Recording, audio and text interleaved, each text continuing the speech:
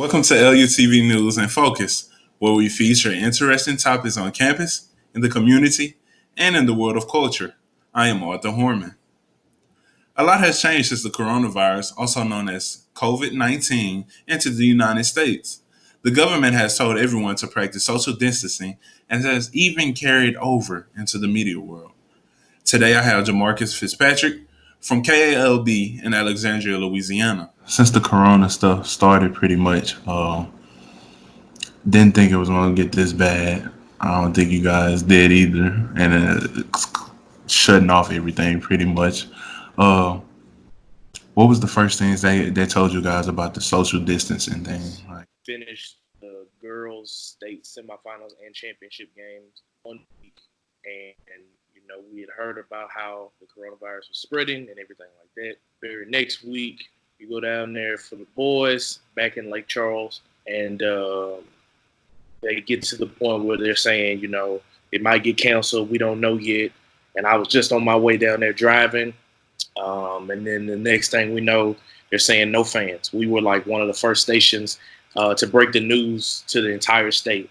Me and my partner, Nicole Hutchinson, she broke it first. The coach texted her, and we broke the news across social media. So that day in itself was pretty crazy. And so now, they were saying that all the championship games would be played with no fans. And so for the first time ever in my entire life, I've experienced a basketball game with no fans in the stands, and it was just working media. So I heard was coaches yelling, shoes squeaking, and all that good stuff.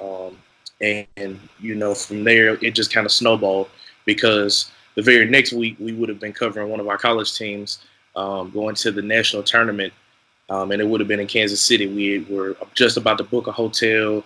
We had got everything promoted. We had got it sponsored, and then they canceled. And then it was a snowball effect from there. And so basically what we've been doing is, having our laptops, which I was used to working remotely already from, going to games that were, out of town and all that stuff, having to send stuff back. But for other MMJs in the news department, this is a completely new world for them. They're not necessarily used to it. And then also, in our interviews, they've given us like these polls where you probably seen a couple reporters.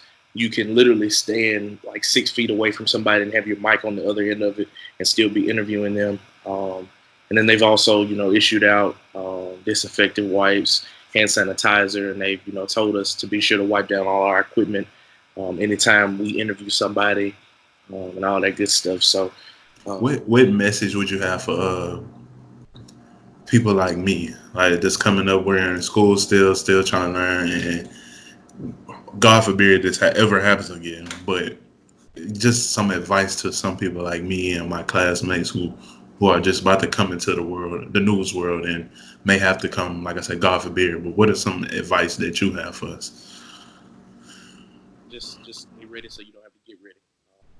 What I mean by that is to always work as though you already have your first job. Job I have now, I interned here 2 years ago. And when I came in as an intern, I had the mentality that I was already working here. And so,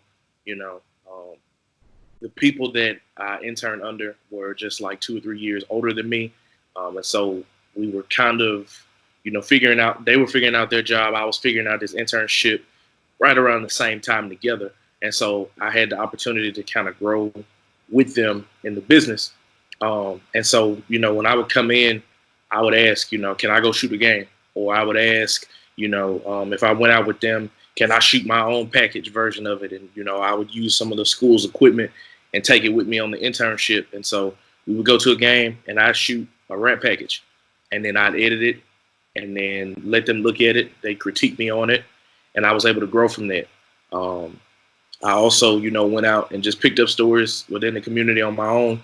And, when it's slow on the weekend, especially in a smaller market like what I'm in, they're looking for content. And so they aired it. And so I think like 2 or 3 packages that I put together actually hit TV before I was even on payroll.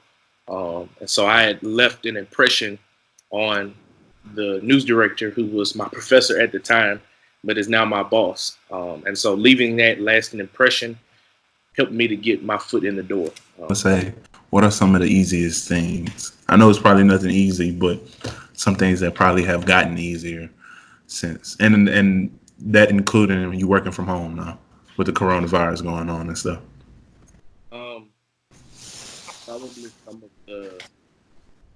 I'm gonna say less challenging things that have come along the way is probably just my interaction with coaches. It was easy for me because I played in the area that I'm covering.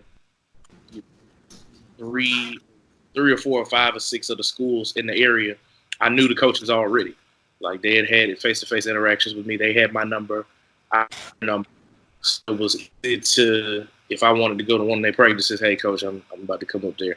Now my questions are a little bit different because I have a relationship with them. So that probably was one of the easier things.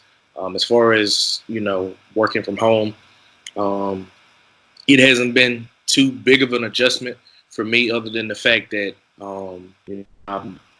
everything is literally done in here. Like I got my bags sitting over there. I got a chair sitting here in case I want to do a Skype interview and got everything set up. So that's probably the only difference. But I was used to working remotely. I was used to, shooting a game, editing a package, and then sending it back for it to run in the 6 o'clock newscast. I was used to doing that. Any final thing you want to say?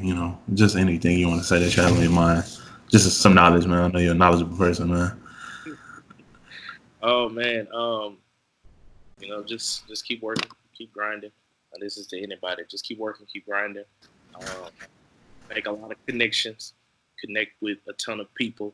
Don't be afraid to reach out because I feel like there's two type of people in this business. There are people that will do anything in their power to help you shine, and then there are people that will try to stop you at all costs. You know, Figure out who those people are, decipher between the two, and keep the ones that want to legitimately help you. Keep them close to you. Thank you for joining us, and thank you for watching LUTV News in Focus. To see more content from LUTV News, follow us on Twitter and like us on Facebook.